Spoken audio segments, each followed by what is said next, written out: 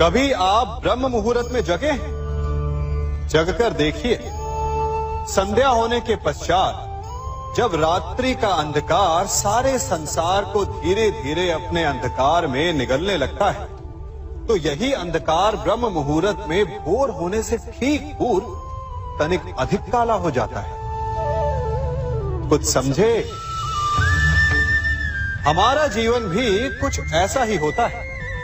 जब हमारे जीवन की समस्याएं अपने अंत पर होती है, तो यही समस्याएं एक भीषण रूप लेकर हमारे समक्ष प्रस्तुत हो जाती है और ऐसे परिस्थिति में अधिकतर लोग हार मान जाते हैं, भय खा जाते हैं। परंतु यदि आप हार न माने, भय न खाएं, दृढ़ रहें, निरंतर आगे बढ़ते रहें, तो प्रकाश के रूप में हमारा स्वागत करने के लिए सूर्य उदय सदा हमारे समक्ष प्रस्तुत रहेगा।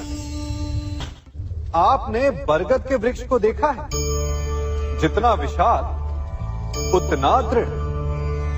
पतझड़ में वो सूख जाते हैं, परंतु दुर्बल नहीं होते, टूटकर गिरते नहीं। और उसके विपरीत दलदल में उपजे वृक्षों को देखिए, वो दिखने में तो बड़े होते हैं, पतझड़ आए या शीत सदा हरे भरे होते हैं, परंतु इतने दुर्बल होते हैं कि जल धारा के हल्के से वेग से वो गिर जाते हैं। परंतु ऐसा क्यों होता है?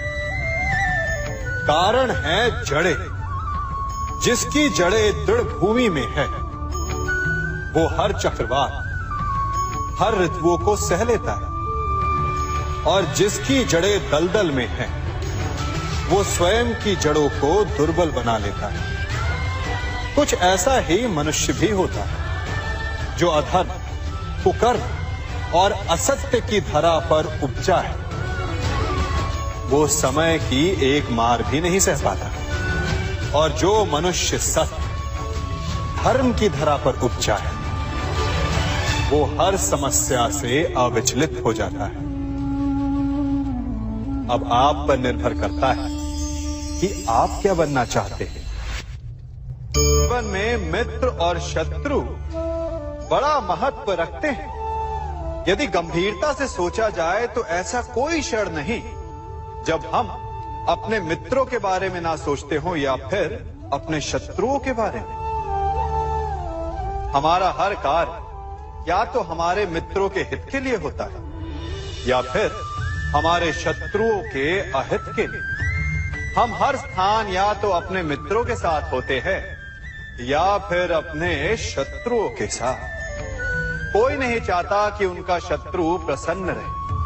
हर कोई अपने शत्रु को नष्ट कर देना चाहता है, और ऐसा करने के लिए वो हर संभव प्रयास करता है। उसे आर्थिक, मानसिक और शारीरिक हानि पहुंचाने का प्रयास करता है। परंतु यदि मैं आज आपको ऐसा मंत्र सिखाऊं जिससे आप अपने शत्रु को सदा के लिए नष्ट कर दे तो, और वो मंत्र है मित्र बनाना। अपने सभी शत्रुओं को अपना मित्र बना लीजिए और आपके सारे शत्रु स्वतः ही समाप्त हो जाएंगे। मैं क्या कर रहा हूं? मैं दिए प्रज्वलित कर रहा हूं ताकि अंधकार को मिटा सकूं। अब आप कहेंगे कि इसमें कौन सी बड़ी बात है ना? परंतु इसमें महत्वपूर्ण बात समझने के लिए यह है कि मैं क्या नहीं कर रहा हूं, और मैं अंधकार नहीं कर रहा हूं। क्योंकि अंधकार को मिटाने के लिए प्रकाश का अस्त्र तो उठाना ही पड़ता है। बुराई को बुराई से नहीं, अच्छाई से जीता जाता है। अन्याय को अन्याय से नहीं, न्याय से लड़ा जाता है। क्रोध को क्रोध से नहीं, क्षमा का साथ लेना होता है। ठीक उसी प्रकार एक लोहा लोहे को काटता है, परंतु एक ठंडा लोहा ही गर्म लोहे को काट सकता है। इसलिए यदि आपको अपने जीवन में विजयी होना है तो अपने शस्त्रों को, अपने अस्त्रों को सोच समझ कर उठाइए, क्योंकि एक अनुचित सोच परिणाम पर भारी प्रभाव डाल सकती है। आप सब सोच रहे होंगे कि ये क्या मैं करने लगा। मैं इस पौधे को जड़ से उखाड़ रहा हूं। आश्चर्य हो रहा है ना कि एक पौधे को उखाड़ना या काटना ना केवल एक अपराध है अपितु पाप भी है। तो फिर मुझे ऐसा करने की क्या आवश्यकता पड़ गई? क्योंकि कई बार विनाश ही सृजन तक पहुंचाता है। यदि नया भवन बनाना हो तो पुराने भवन को गिराना पड़ता है। व्यवस्था को परिवर्तित करने के लिए क्रांति लानी पड़ती है। और उसी प्रकार यदि किसी वृक्ष या किसी पौधे की जड़ों में घुन लग जाए या उसका मूल सड़ जाए तो उसे जड़ से उखाड़ देना ही श्रेयस्कर होता है, ताकि उस स्थल पर नए पौधे उपज सके। युद्ध करना पर्याय नहीं, परंतु कभी कभी शांति के लिए युद्ध करना आवश्यक हो जाता है। संसार में सबसे श्रेष्ठ क्या है? फूल या कांटे, प्रेम या घृणा, संपन्नता या दरिद्रता, मित्र या शत्रु? बताइए। अब आप भी कहेंगे कि भला ये कोई पूछने की बात हुई? अवश्य, फूल, प्रेम, संपन्नता और मित्र ही श्रेष्ठ है। परंतु क्या आपने अपने जीवन में कभी सोचा है कि हर एक भाव, हर एक वस्तु, हर एक घटना का एक गुण धर्म होता है? त्वचा पर जलन करने वाले फूलों से अधिक श्रेष्ठ वो कांटे हैं जिनसे आप अपने घर की बाढ़ बनाते हैं ताकि वन्य पशु आपके भीतर ना आ सके। वो प्रेम श्रेष्ठ नहीं जो आपको अंधा, लोभी, पक्षपाती बनाता। वो घृणा श्रेष्ठ है जो आपको नया मार्ग दिखाते। वो संपन्नता श्रेष्ठ नहीं जो आपको कृपण बनाते, मद्दांध बनाते। वो दरिद्रता श्रेष्ठ है जो आपको जीवन में परिश्रम करने की शिक्षा दे। कुविचार देने वाले, बुरा मार्ग दिखाने वाले मित्रों से अधिक श्रेष्ठ वो शत्रु होते हैं जो हमें जीवन का लक्ष्य दे दें। इसलिए अपने जीवन में हर वस्तु, हर भाव, हर घटना के गुण धर्म को पहचानिए और उसके पश्चात अपना चयन कीजिए। स्वर्ण। हम सभी को अपने जीवन में स्वर्ण से कभी ना कभी कुछ ना कुछ थोड़ा या अधिक मोह होता ही है ना? परंतु क्या आपने कभी सोचा कि स्वर्ण को प्राप्त कैसे किया जाता है? जब भूमिगत खदानों से स्वर्ण को निकाला जाता है तब वो एक पाषाण की भांति होता है। ऐसा पाषाण जिससे आप किसी को भी मार सकते हैं, परंतु उसे आभूषण के रूप में स्वयं के शरीर पर धारण नहीं कर सकते। यदि उसे आभूषण बनाना है तो उसे लंबी यात्राएं करनी होती है। उस पाषाण को पिघलना होता है। सुनार के हथौड़ी की अनेकों चोटें खानी पड़ती है। फिर काट छाट और उसके पश्चात जाकर वो ऐसा आभूषण बनता है जो हमें वर्षों तक, सदियों तक लुभाता रहता है। इसलिए यदि आपको समय पर विजय पानी है तो स्वयं के निर्माण पर समय देना होगा। हम सभी सुनते आए हैं कि जो वीर होता है, साहसी होता है, शौर्यवान होता है, उसके समक्ष सारा संसार झुकता है। वीर भोग्य वसुंधर। परंतु वीरता है क्या? शौर्य क्या है? साहस क्या है? साहस युद्ध नहीं, वीरता विजय नहीं, शौर्य कभी ना गिरना नहीं। साहस किसी चुनौती के समक्ष खड़े होने का भाव है, तो वीरता उस चुनौती को उत्तर देने के लिए पूर्ण परिश्रम लगा देना है। और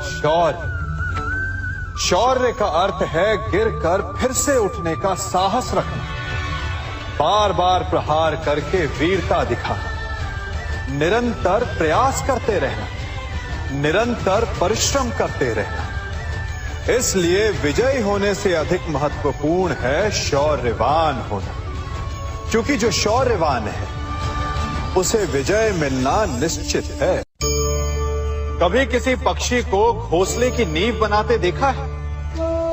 अथक परिश्रम करके तिनका तिनका बिटोर कर वो पक्षी अपना घोंसला बनाता है, अपनी संतान के लिए एक सुरक्षित घर बनाता है। और फिर कहीं से तीव्र आंधी आती है, भारी वर्षा होती है और उसका घोंसला तिनका तिनका करके बिखर जाता है। फिर वो पक्षी क्या करता है? वो रोता नहीं, ना ही विलाप करता है। वो बिना विलंब करे फिर से अपना घोंसला बनाना प्रारंभ कर देता है और सफलता पाता है। फिर हम क्यों छोटी छोटी असफलता से भयभीत होकर परिश्रम करना छोड़ देते हैं? एक बात सदा स्मरण रखिएगा, हर वृक्ष कुल्हाड़ी की एक मार से नीचे नहीं गिरता, हर चट्टान घन के एक प्रहार से नहीं टूटती। सफलता पाने के लिए अनावरत परिश्रम करना ही मात्र एक मार्ग है। स्वीकारण, सत्य का स्वीकारण मनुष्य के लिए बहुत ही महत्वपूर्ण है। जब तक मनुष्य सत्य को स्वीकार नहीं करता, उसे असत्य से लड़ने की शक्ति प्राप्त नहीं होती। जब आप भोजन करते हैं तो क्या होता है?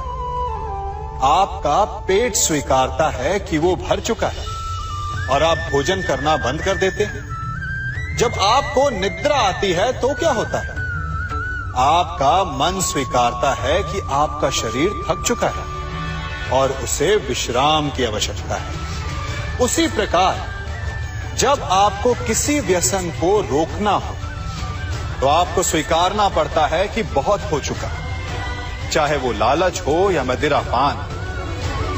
उस व्यसन का त्यागना तभी प्रारंभ होता है जब आप ये स्वीकार कर लेते हैं कि आप उस व्यसन के बंधक हैं। हम में से ऐसा कोई नहीं जिनकी परछाई उनसे दूर रहती।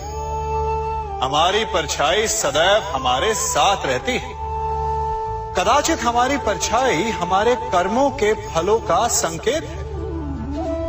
कदाचित इसी कारण कई बार हमें अपनी परछाई से भय भी लगता है, परंतु इस भय से निवारण पाने का एक साधन अवश्य है। वो है सूर्य की ओर मुख करना या किसी प्रकाश के स्रोत की ओर मुख करना, क्योंकि तब हमें हमारी परछाई दिखाई नहीं देती। यदि इसे जीवन के संदर्भ में देखें तो ये प्रकाश का स्रोत शुभ कर्मों की चेतना है। यदि आपके मन में शुभ कर्म करने की इच्छा है तो आपको कभी भी अपने कर्मों के फल का भय नहीं होगा, क्योंकि यदि आपका मन शुद्ध होगा तो आपके कर्म शुद्ध होंगे और शुद्ध कर्मों का फल कभी अशुद्ध नहीं हो सकता।